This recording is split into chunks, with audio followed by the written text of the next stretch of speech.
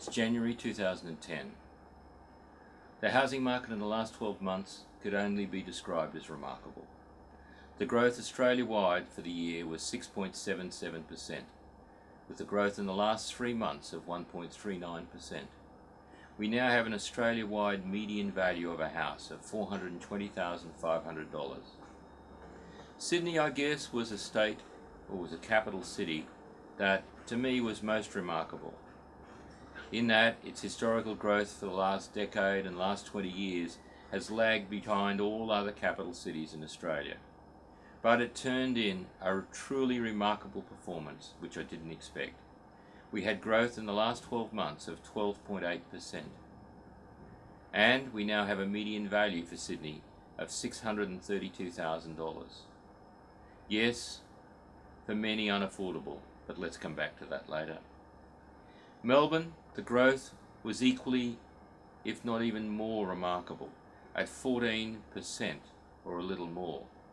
The median value of a house in Melbourne now is $543,000. In both cases, the growth basically occurred in the last 6 months of the year. And if we were to annualize the growth rate that has occurred during that period, it wouldn't be too incorrect to describe the growth or the market as being in a mini boom phase. Growth rates on an annualized basis are better than 20%.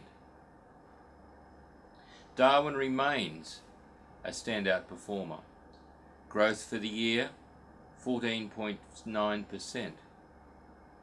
It passed a milestone that had never been passed by any other capital city in Australia. It is the only capital city that has ever achieved a median value of over $500,000 and a rental yield of better than 5%. Currently, the rental yield stands at 5.47 and the median value is $505,000. A truly remarkable situation. Brisbane, while performing not terribly well, with a growth rate for the year of little better than 5.5%, still has done quite well. It has turned the corner, has finished adjusting, and is on a growth period, albeit that growth will not be significantly higher in our view than it currently is. The economic conditions in Queensland aren't as good as they might be. Perth, which has seen significant adjustment, has moved from that phase, and it too is now showing some growth. Growth for the full 12 months was 0.6%. It is our view that interest rates over the next 12 months are not likely to rise by more than 0.75%. A rise of this magnitude in our view is not sufficient to cause any difficulties in the current housing market. Mums and dads have repaid their loans predominantly at repayment levels that existed prior to the reduction in interest rates. Their principal balance, therefore, is less than it was intended to be at this point in time in their home loan repayment cycle. This, when added to the fact that there has been recent house price growth and not significant speculation and borrowing in the housing market, means that the banks will have a greater capacity to extend loans and not call debts in where people get into trouble or increase the home loan repayments. All of this is good news because it means that it is unlikely that the housing market will be forced into a correction phase as a consequence of mortgage defaults. Overall, our view for the next 12 months is that our market will continue to grow because of demand and the high levels of immigration and the low levels of stock. However, the interest rate rises will dampen the rate of growth.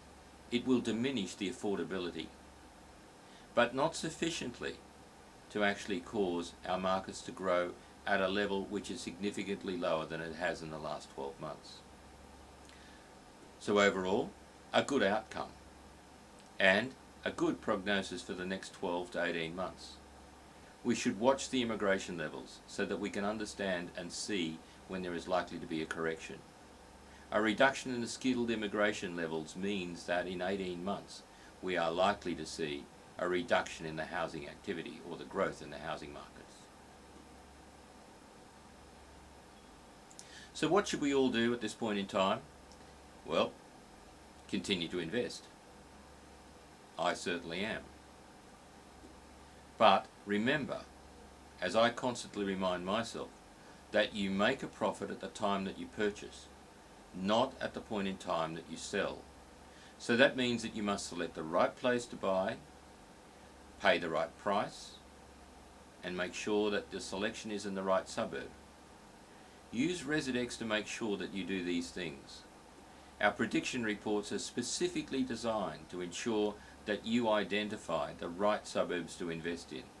The right price report that you can find on Find Me a Home is specifically designed to make sure that you can make sure that you negotiate the right price with a vendor.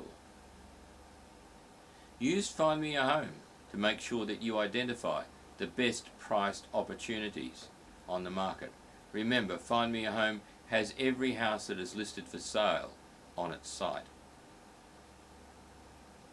I wish you good luck for the next 12 months and look forward to speaking to you again at the end of next month.